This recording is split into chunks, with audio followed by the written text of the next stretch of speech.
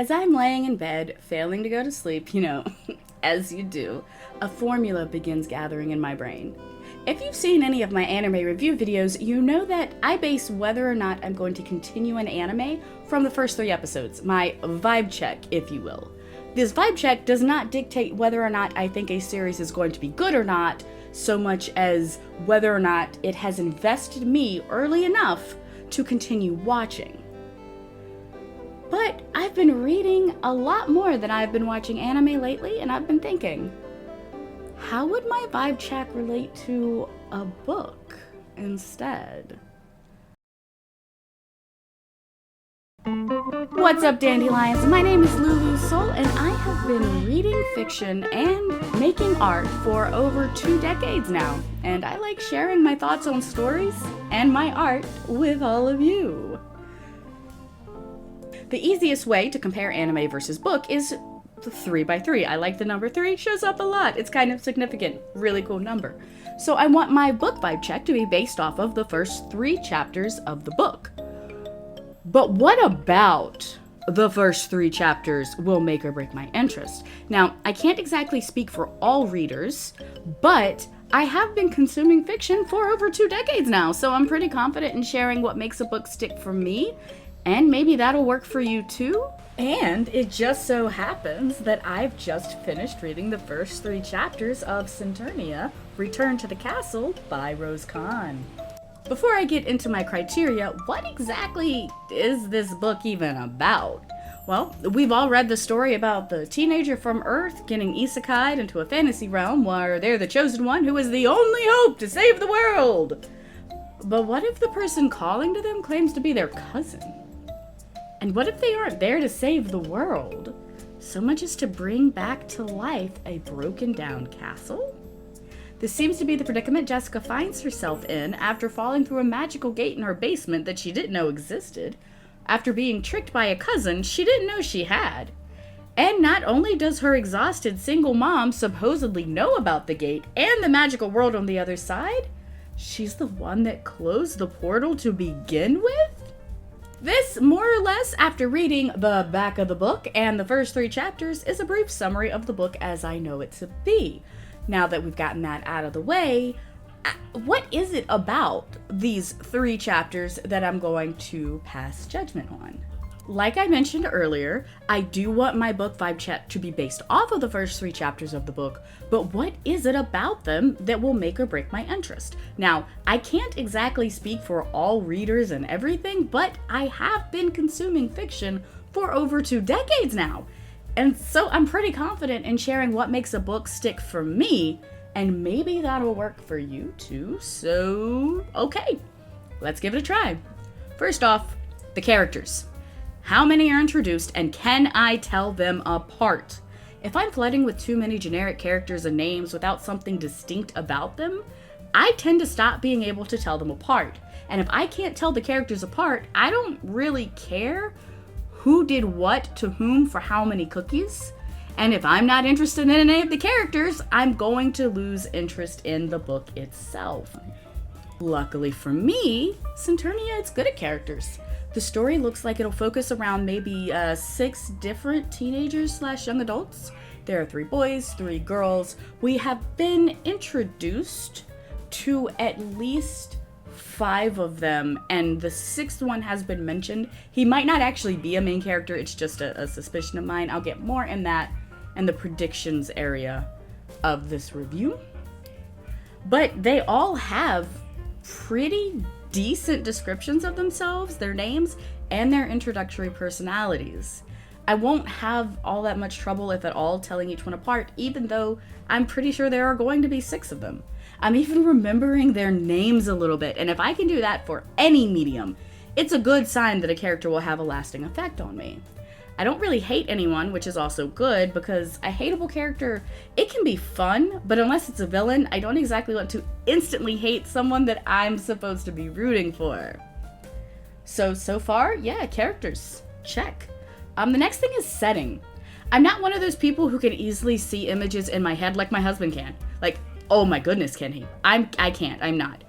The pictures are there, but it's more that I hear words over top of like a faded background or like a dreamscape than actually seeing detailed images. So I need settings to be simple enough for my brain to understand, but detailed enough for my imagination to play with.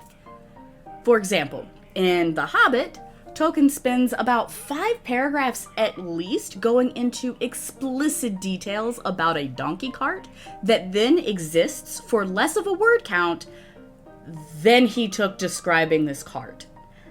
I know that the donkey cart existed, but I couldn't tell you a thing about it otherwise. I don't even remember what color it was. In Saturnia, the setting is done just well enough. The book opens with our theoretical main character walking through some kind of run-down section of a town. She steps in things that are worse than mud, she's greeted with flies, and the area is described as a shantytown. I know what a shantytown should look like, and I've been around enough farmland to know what worse than mud smells and feels like. Then later, the author again uses simple language to let us know that there are richer, cleaner areas of this town by stating that this area has things that can repel those insects. This method of mixing showing and telling persists throughout all 3 chapters, allowing me to develop my own version of a clear image of each new setting, from a rundown castle to a modern-day auditorium. So again, that's a pretty solid check. Like, I can see the places she is describing in my mind, or at least as much as I'm ever going to be able to do, and that helps me figure out what is actually going on in the story.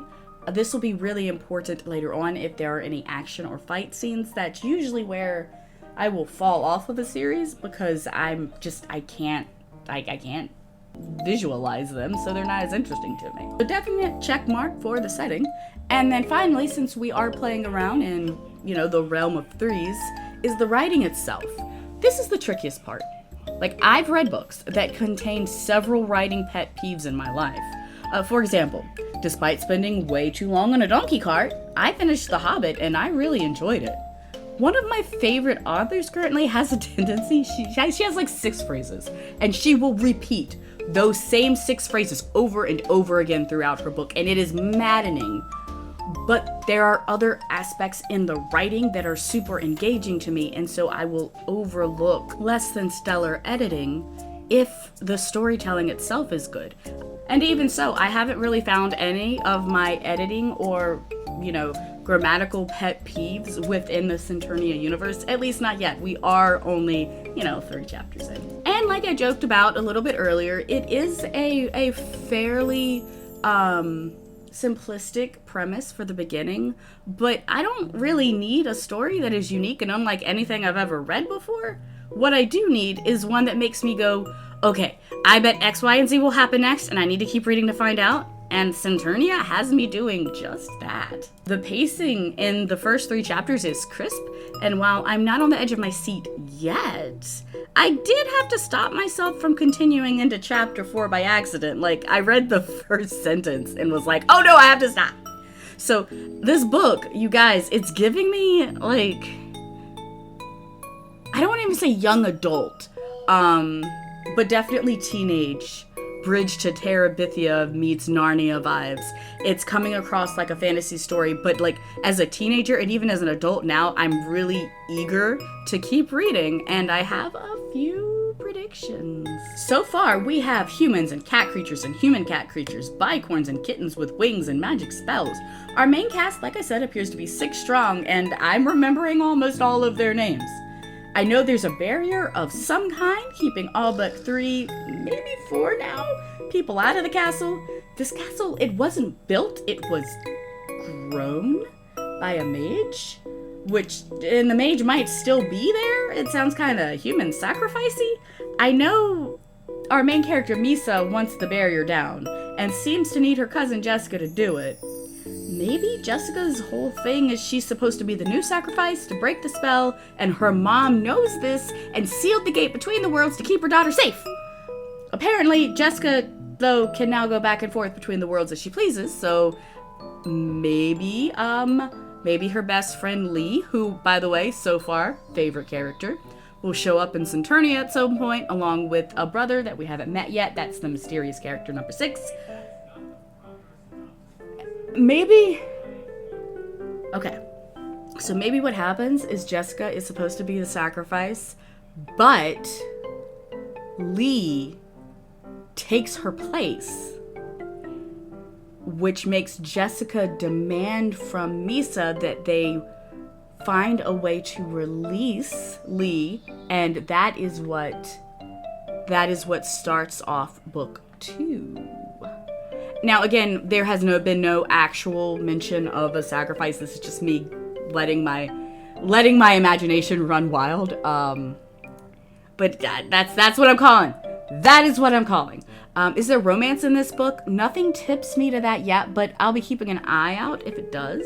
Even if there isn't any romance, though, it's just fine. I'm expecting a fantasy adventure full of magic and danger with some more serious conversations, maybe on substance usage with a dash of coming-of-age story. Like, so far the book has introduced alcohol in a type of elven weed, but I'm unsure how important either of those would be to the story, and I'm hoping it kind of takes a backseat to our overall plot. Also, I know, like, even if my crazy theories do not come to fruition, the castle shield, she gotta come down, right? There are at least 3 books in this series. The shield is introduced in chapter 1, book 1.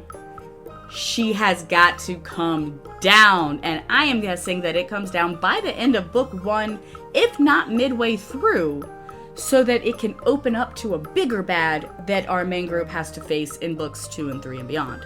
If there is a beyond. I don't know yet. My biggest question, though, is if you lived in a fantasy world, what would make you choose to go live in the real world? I'm very curious about Jessica's mom and her life choices. I smell an interesting backstory. Every time a new bit of information is introduced, I want to know more about the characters, about the story, about the world. Did I mention there's flying kittens? Because guys, flying kittens. Anyway, I think it's pretty safe to say that Centurnia has checked off enough of my boxes for me to absolutely keep an interest in the story enough to read past chapter 3. In fact, since I don't really have anything else to say about it, I'm just gonna grab this here and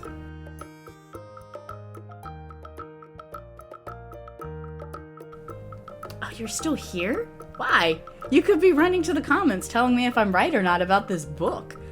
Oh, you haven't read it yet? Okay, well, in case you haven't, it's on Kindle Unlimited, but you can also just buy it as an ebook if you don't have Kindle Unlimited, and you can also buy it on paperback if electronic copies aren't your thing. Pretty easy to get a hold of if you ask me. This has been a very distracted LuuluSoul reading off. Okay, thanks, bye.